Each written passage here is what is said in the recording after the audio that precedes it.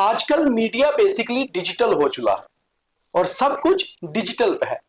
चाहे आप अखबार पढ़नी हो, चाहे आपको टीवी देखना हो, आप अपने मोबाइल में ऐप खोलिए और सब कुछ देखिए, पढ़िए।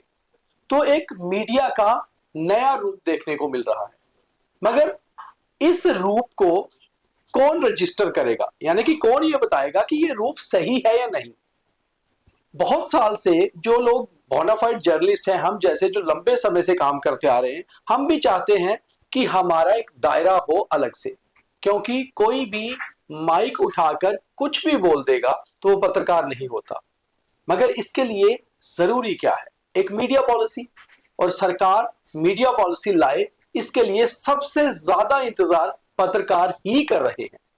और इसके ऊपर बात करना इसलिए जरूरी है क्योंकि इस बार यह मुद्दा विधानसभा में भी उठा है। एक विधायक ने खड़े होकर कहा कि मेरा एक वीडियो वायरल कर दिया गया और यह दरअसल जर्नलिज्म नहीं है। फिर उप मुख्यमंत्री ने कहा कि मैं अपनी एक महिला कोलीग मंत्री के साथ कुछ बात कर रहा था और वीडियो को वायरल कर दिया गया कुछ गलत तरीके से, और ये एक सही जर्नलिज्म नहीं है।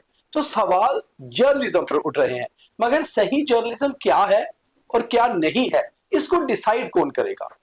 आखिर कोई मीडिया पॉलिसी तो होनी जरूरी है, तो इसके ऊपर बात करनी भी जरूरी है, क्योंकि ये सब्जेक्ट हमारा अपना है। हम तो हर रोज इससे जूझ रहे हैं, क्योंकि जनता भी हम पर सवाल उठाती है, सरकार भी हम पर सवाल उठाती है, और हम आगे बढ़ना चाहते हैं, मगर किस दायरे के तहत, मीडिया पॉलिसी। तो बात इसी पे करते हैं, और मेरे साथ दो मेरे सीनियर सहयोगी हैं, विकास शेखर शर्मा जी और पवन शर्मा जी।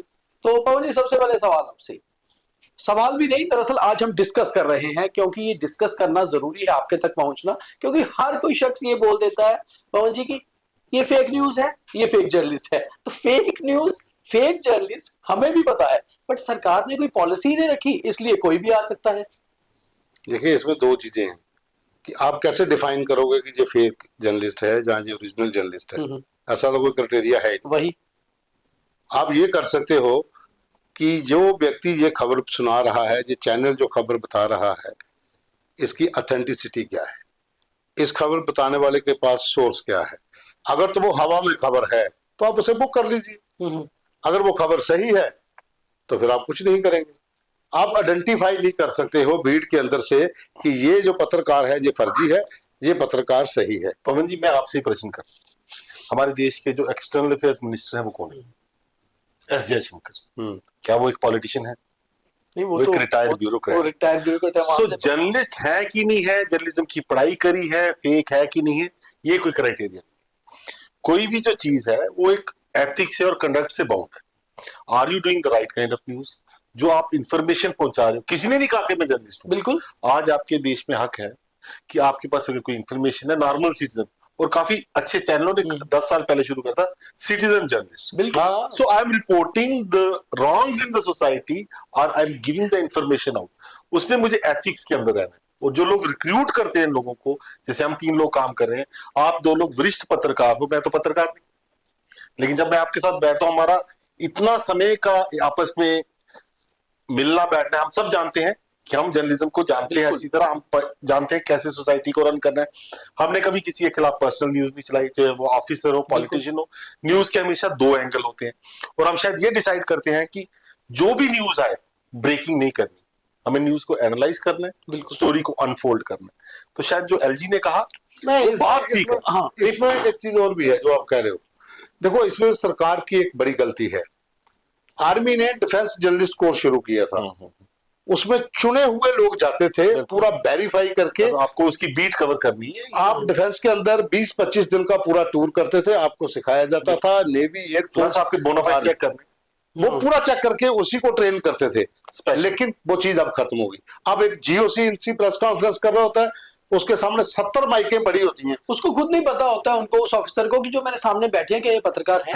अच्छा, बहुत बार अब ये भी होता है कि वहां से सवाल आता है और वो जो ऑफिसर होता है वो कंफ्यूज हो जाता है कि जो ये सवाल करने वाला आदमी है ये वाकई में पत्रकार है या वैसे ही कोई आगे बैठा हुआ। क्योंकि, और दूसरी बात विकास जी, आपने बहुत सही बात कही कि ऐसा नहीं है कि जो लोग पत्रकार नहीं है वो सोशल मीडिया या डिजिटल मीडिया पे कुछ रख नहीं सकते, क्योंकि हमारे देश में बुद्धिजीवी जिन्हें हम इंटेलेक्चुअल्स कहते हैं, पॉलिटिकल एक्सपर्ट हैं, हर चीजों के एक्सपर्ट हैं जो उस सब्जेक्ट की गहन जानकारी रखते हैं। जैसे आप अब मीडिया के साथ जर्नलिस्ट तो नहीं है, इनडायरेक्टली 25-30 साल से जुड़े हैं और आपने कई जर्नलिस्ट ट्रेन किए हैं, तो कंटेंट की नॉलेज आपसे बेहतर नहीं है लोगों को जो आज एक जर्नलिस्ट फ्रेशर जर्नलिस्ट है। बट बात यह है कि एक पत्रकार भी तो गलत खबर कर सकता है।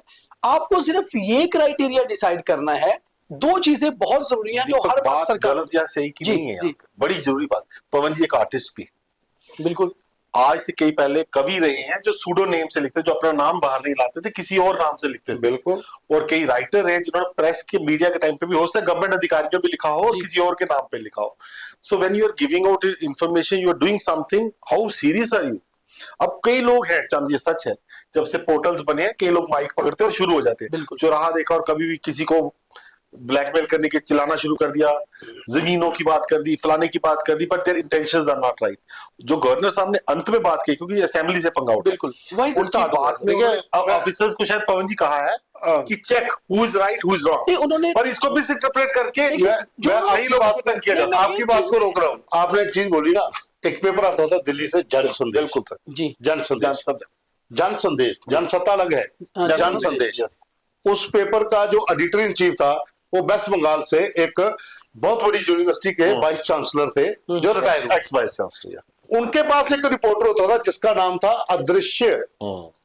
अदृश्य, वो अदृश्य कौन था? उसके नाम से कॉलम छपता था तो लोग वेट करते थे उसको पढ़ने के, और उसको पढ़ने का वेट होता था। वो वीकली कॉलम होता था, उसके ऊपर सरकारें मंथन करती थी और बाद में पता चला कि अब हमारे बीच वो नहीं है।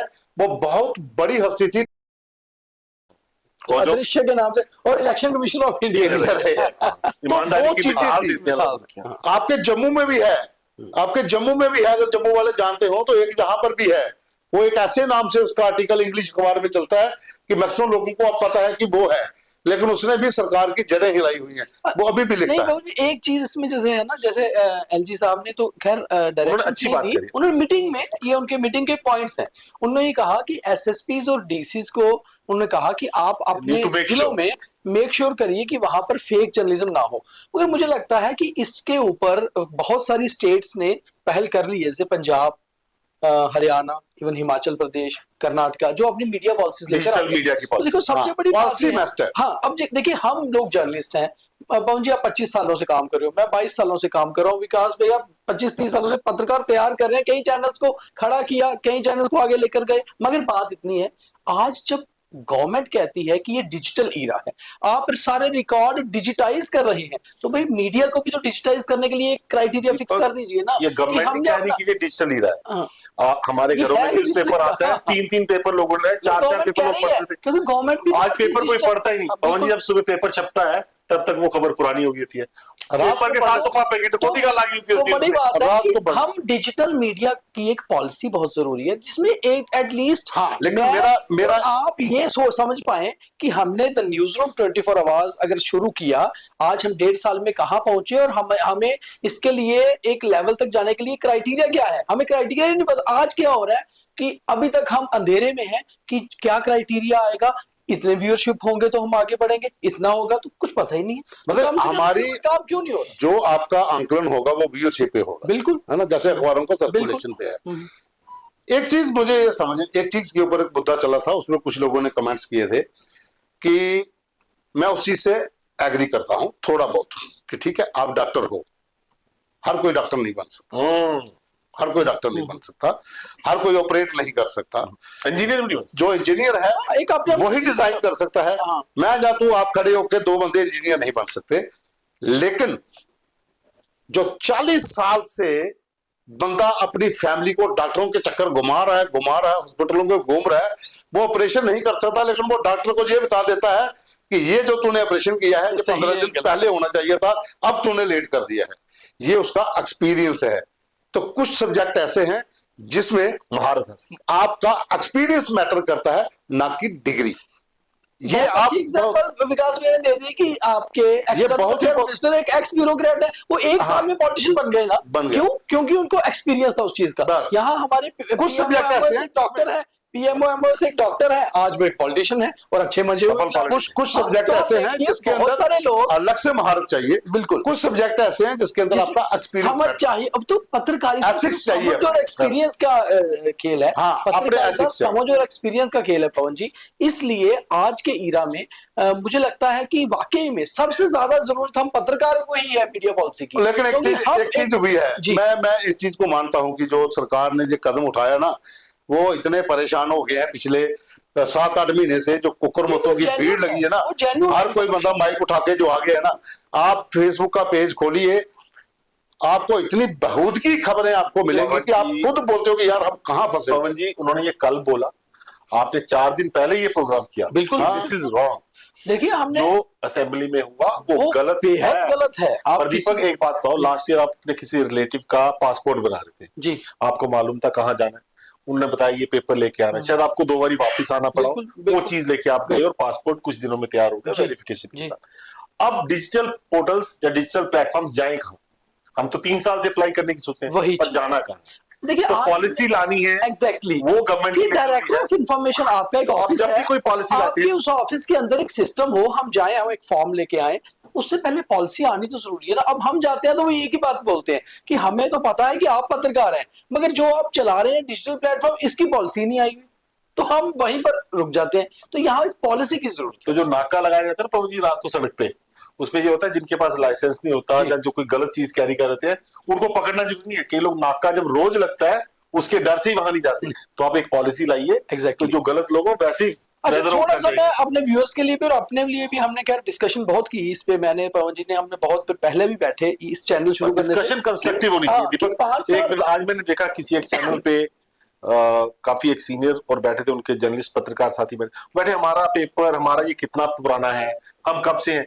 अरे किसी ने एक चीज कही गाइडलाइंस की, आप अपनी गाथा क्यों गा रहे हैं? आप अपने बोनाफाइड्स को क्यों क्लेम कर रहे हैं? मैं वो चीज काटने वाला था। जैसे ये पॉलिसी आई, हाँ। बहुत से ऐसे पत्रकार हैं जो फोटो डाल डाल के कह रहे हैं कि बहुत अच्छा किया है, हम इतने सालों से कहा। भाई तेरे को किसने पूछा? वो बना रहे हैं पॉलिसी, आपकी दाढ़ी में कोई है? आप क्यों परेशान? आप इसमें ये कहिए कि क्राइटेरिया में क्या हो, क्या हम बात वो कर रहे थे 5 साल पहले, व्यास जी, एक पॉलिसी की बात चल रही थी, उसमें ये था कि आपकी वेबसाइट होनी चाहिए, आपका एक ऑफिस होना चाहिए, ऑफिस का एड्रेस हो, आपका जीएसटी नंबर हो, आपका आपके जो हेड एडिटर वो बोनाफाइड जर्नलिस्ट हो, उनका एक्सपीरियंस कम से कम बहुत 5 अच्छी साल बात मिस कर रहे हैं दीपक। हाँ। आज तक प्रिंट का जमाना था पवन जी, अब प्रिंट थोड़ा, वैसे है तो ये बड़ा बदकिस्मती की बात कि बहुत टेंजिबल मीडियम है, वो फेज आउट कर रहा है। लेकिन वो जो अच्छा लिखने वाला पत्रकार होता है, वो होता है डिजिटल में अच्छा फेस ना बन पाए, बोल ना पाए, पर हमारी स्टोरी ड्राफ्टिंग में बैक एंड में वो काम आएगा। बिल्कुल। तो जो बोल रहा होता है वो एक एंकर हो। बहुत से लोग वो रिपोर्टर या जर्नलिस्ट हो ही नहीं, क्योंकि जैसे फिल्म डायरेक्शन में आपके पार्ट्स है, असिस्टेंट डायरेक्टर ये जानता है, सिनेमेटोग्राफर ये जानता है, कैमरामैन अलग काम करता है, तो it's going to be team work in digital. Production का काम रहेगा, एडिटिंग टेबल पे जो लोग हैं उनका काम रहेगा, तो ये बड़ा डिफरेंट होने वाला है ये फील्ड। सो उस फील्ड के हिसाब से हमको चलना होगा, बट डिजिटल को आपको निग्लेक्ट कर ही नहीं सकते। आज से 10 साल पहले किसी ने सोचा था कि हमारी गर्दनें, हमारी आंखें, हमारे चेहरे मोबाइल में घुस जाएंगे? दीपक, हम इससे बाहर नहीं निकल पा रहे और आगे ये बूम होने वाला है। तो बढ़ेगा, पॉलिसी लानी पड़ेगी पवन जी, कोई तरीका ही नहीं है। देखो अब डिजिटल मीडिया क्या है, तो एआई का यूज करके हम शॉर्ट्स यूज कर रहे हैं। कल हमारे दर्शक देखे पवन जी, तो चश्मे बदल बदल के अपने प्रोग्राम में दिखाए। अपनी स्टोरी में आप कल सवेरे टकोदी गल जरूर देखिए, उसमें मैंने यही वाला प्रोग्राम है, लेकिन उसको अपने अंदाज में किया है कि हम ढूंढेंगे कैसे फर्जी पत्रकार, कौन सा ऐसा चश्मा लगाना पड़ेगा कि पता चलेगा। कहानी ये है कि पॉलिसी सरकार लाए, मीडिया की बहुत अच्छा स्टेप है। आपने मीटिंग की, मीटिंग में ये मुद्दे डिस्कस हुए, बहुत ही सराहनीय है। हम तो चाहते हैं कि ऐसा हो, लेकिन जैसा कि अब कल देखेंगे कि क्या है, लेकिन अभी मैं सिर्फ इतना बता देता हूं कि इसके लिए आपको भी पहले वो चीज अपने लिए भी एक पैरामीटर तय करना होगा कि हम किस तरीके से देख सकते हैं, क्या हम मीडिया पॉलिसी जल्दी ला सकते हैं। अगर आप फिर डिले करेंगे, हालांकि जो पहले एक बार कोई आए थे अधिकारी, उन्होंने शुरू किया था, फिर वो फाइल गई, अब अगर आप फिर लेट करेंगे तो ये भीड़ बढ़ती जाएगी। ये कुकुर मुत्तों की भीड़ है, डेली 10 जर्नलिस्ट पैदा हो रहे हैं, आप ये मत सोचिए कि ये कम हो जाएंगे। और विडंबना ये है पवन जी कि जो पैदा हो रहे हैं बेसिकली उनको नाम जर्नलिस्ट ही दिया जा रहा है। हाँ, तो आप कम से कम उस क्राइटेरिया को सेट कर दीजिए ताकि जो जर्नलिज्म में आ रहे हैं, जो जर्नलिस्ट है, कम से कम वो ये समझ पाए कि कोई भी कुछ भी ना कर सके। मोबाइल मोबाइल नहीं होता, हाँ। मोबाइल स्टैटिक होता है, एक जगह पे होता है, आप उसको इंफॉर्मेशनिस्ट कह दीजिए, बिल्कुल, हाँ, जर्नलिस्ट नहीं कही, इन्फ्लुएंसर इन्फ्लुएंसर नहीं, इन्फ्लुएंसर छोटा। लेकिन आपको कहीं ना कहीं एक्सेप्ट करना होगा कि जो एलजी साहब का डर है कि गवर्नमेंट इनवाइट्स जब आप भेजते हैं, ऐसे ऐसे इंपॉर्टेंट प्रोग्राम है जहां डिग्निटरीज आ रहे हैं, तो उसको जो आप भेजते हैं उस वक्त ऑफिसर्स को ये देखना पड़ेगा, डिपार्टमेंट्स को, कि वो फर्जी लोगों को ना जाए। एक बात मैं सरकार, और फिर आप फर्जी लोगों को अपने ऑफिस में बिठाकर चाय भी मत पिलाएं। सरकार के कुछ लोग ये सुन रहे हो, उनके तक ये बात पहुंचे, बहुत जरूरी है कि एलजी साहब का डर आया है उनके 5 साल के टेन्योर खत्म होने के बाद, है ना, वो समझे JNK में आकर कि यहाँ दिक्कत क्या है। मगर उसके 5 साल पहले जब PDP बीजेपी सरकार थी 2015 में, महबूबा मुफ्ती चीफ मिनिस्टर थी, तब से लेकर अब तक कई मेमोरेंडम दिए गए। क्या वो गवर्नर सत्यपाल मलिक आए जो आखिरी गवर्नर थे जम्मू कश्मीर के, या फिर पहले मुर्मू साहब को दिए, हर एक ने ये कहा कि इसके ऊपर जांच करेंगे। बहुत सारे IAS ऑफिसर, IPS ऑफिसर ये समझते थे हर बार कि ये बहुत क्रिटिकल मामला है, इस पे जांच, इस पे बहुत जल्द वो होना चाहिए, बट नहीं हो पाया। मुझे लगता है अब सरकारें बनाने और बिगाड़ने वाली मीडिया के ऊपर पॉलिसी बनाना बहुत। Deepak, decision delayed is I think confusion invited. आप जितनी जल्दी पॉलिसी लाएंगे, फ्रेमवर्क लाएंगे, आप डिजिटल से दूर नहीं भाग सकते। गवर्नमेंट ऑफ इंडिया ने भी पिछली जनरल इलेक्शन से पहले ड्राफ्ट पॉलिसी लाई थी, उस पर जल्दी से जल्दी काम होना था, क्यों डिले हुआ? पर अगर स्टेट चाहे तो मेरे को लगता है इसके मिनिस्टर CM साहब है, बिल्कुल, लेकिन इसमें एक चीज और भी है, कहीं इसकी आड़ में आवाज बंद करने की तैयारी ना। वही मैं कह रहा हूँ, कहीं मीडिया पे गैग लगाने का, गैग लगाने का, जो लोग गलत हैं क्योंकि उनको रोकने का, जो बात आपके तरीके से नहीं करते, उनको बैकफुट पे लेने का। खबर कल पंजाब से भी आई थी जो कि बहुत अच्छी नहीं थी, अनफॉर्चुनेट थी, कि कुछ पेपर्स को रोक के डिले किया गया। हालांकि स्टेट गवर्नमेंट के ऊपर सवाल उठे कि ऐसा क्यों हुआ, पहली बार हुआ, और बहुत सारे लोगों ने बाहर से भी सवाल उठाए, इवन कई सारे पॉलिटिशियंस ने भी। तो अगर कुछ ऐसा हो रहा है तो फिर ये सरासर गलत है। जब आप कल कोर्ट में भी जाते हैं ना, कोई गाइडलाइंस है, कोई फ्रेमवर्क है, तो आप उसको चैलेंज करेंगे कि sir I was behaving and working in this framework. जब है ही नहीं तो फिर सामने वाले पे वो इंटरप्रेट कैसे करता है, और आपको क्या धमकाया जाता है, जब आपको कहा जाता है ये गलत है, बंद करिए। तो ये प्रेशर टैक्टिक्स भी हो सकता है। एलजी साहब की इंटेंशन ठीक है, पर सामने वाला उसको क्या इंटरप्रेट करता है और किस पे हाथ डालता है, ये बहुत इंपॉर्टेंट रहेगा। Only bringing clear cut digital policy is the answer. और दूसरी बात पवन जी ने कही, मैं चुरा रहा हूं इनसे, इनके पिछले प्रोग्राम में मैंने सुनी, उन्होंने ये कहा कि डिजिटल को तो आप सेंसर कर सकते हो, जो हमने अभी कह दिया वो आपने सुन लिया, वो वायरल हो गया, ठीक है ना, तो पीछे दबी चीजों क्या कर रहे थे वो नहीं मालूम। तो डिजिटल में एडिट करके डाल दिया, एक बार है तो ऑनलाइन कोई भी देख सकता है, वो डाउनलोड करके देखें। तो मुझे लगता है कि लेफ्टिनेंट गवर्नर साहब ने जो बैठक ली है, ये बैठक हालांकि बहुत पहले होनी चाहिए, उनका इंटेंट थी, अभी भी देर आए दुरुस्त आए है। अगर अभी भी मीडिया पॉलिसी आ जाती है तो ये वेलकम स्टेप होगा, ना केवल जनता के लिए, शायद वो सोच ही रहे हो, हर उस ऑफिसर के लिए, पर्सन के लिए जिसको ये लगता है कि मेरी डिग्निटी कोई मेरा एक शॉट लेकर लूज करवा सकता है, मेरे ऊपर कोई कुछ भी आरोप लगा सकता है, कम से कम एक दायरा सेट हो जाए। तो ये बेंचमार्क सेट करने के लिए शायद लेफ्टिनेंट गवर्नर सबसे सही इस समय चेयर होगी, क्योंकि 5 साल बिता चुके हैं जम्मू कश्मीर में, समझते हैं अच्छे से, और पढ़े लिखे हैं, केंद्र सरकार से वो करके कर सकते हैं, और मुख्यमंत्री उमर अब्दुल्ला भी इंटरेस्टेड हैं कि मीडिया पॉलिसी आए। तो मुझे लगता है कि इसके ऊपर दोनों को एग्री होकर जल्द से एक मीडिया पॉलिसी लानी चाहिए।